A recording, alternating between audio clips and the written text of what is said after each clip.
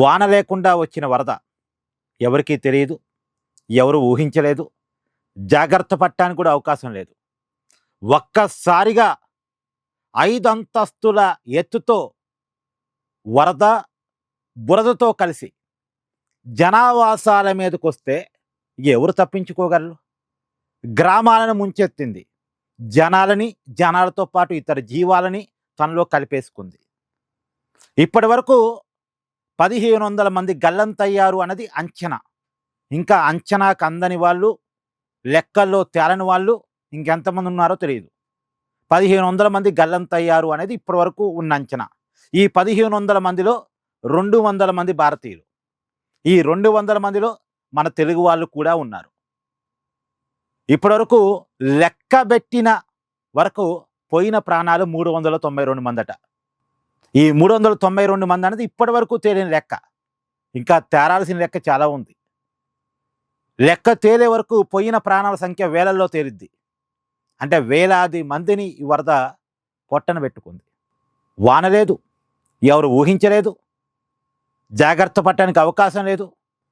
ఒక మంచు కొండ, అంటే మంచు పలక, హిమానీ కొండ, అంటే హిమాలయాల్లో ఒక పెద్ద కొండ, హిమానీ కొండ పలక విరిగిపోయి నదిలో పడిందట.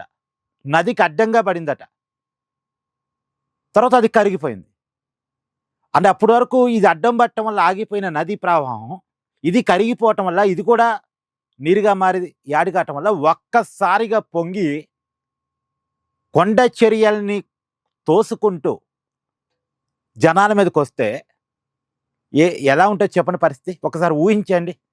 ఒక సినిమాటిక్ లాగా ఉంది కదా. ఒక మంచు కొండ విరిగి నదిలో పడింది, నదికి అడ్డంగా ఉంది, అది కరిగిపోయింది. ఒక్కసారిగా నదీ ప్రవాహం ఈ కరిగిపోయినటువంటి మంచు కొండతో కలిసి జనావాసాల మీదకి దూసుకొచ్చింది. నీరు, రాళ్ళు, మట్టి, బురద, చెత్త, మళ్ళీ అది కూడా 5 అంతస్తులంత ఎత్తులో ఒక్కసారిగా జనావాసాల మీదకి దూసుకొచ్చింది. ఒక దారుణమైన సంఘటన.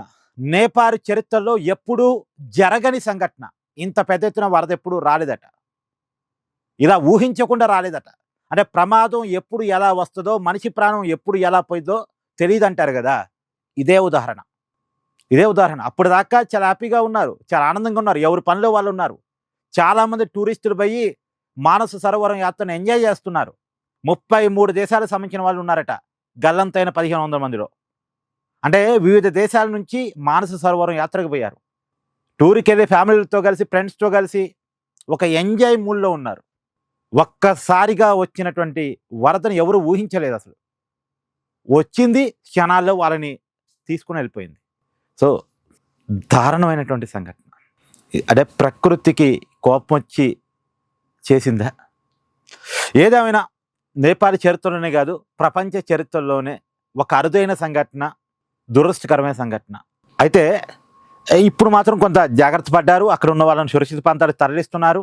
మన తెలుగు వాళ్ళని అక్కడ నుంచి తెప్పించే దానికోసం తెలుగు రాష్ట్ర ప్రభుత్వాలు కూడా చాలా ప్రయత్నం చేస్తున్నాయి. కేంద్ర ప్రభుత్వం కూడా భారతీయులందరినీ ఇండియాకి రప్పించే దానికోసం ప్రయత్నాలు నిన్న నుంచి చాలా గట్టిగానే చేస్తున్నారు. కానీ చూడాలి ఇంకా ఎంతమంది చనిపోయారనే లెక్కలు తేలుతాయి అనేటువంటిది.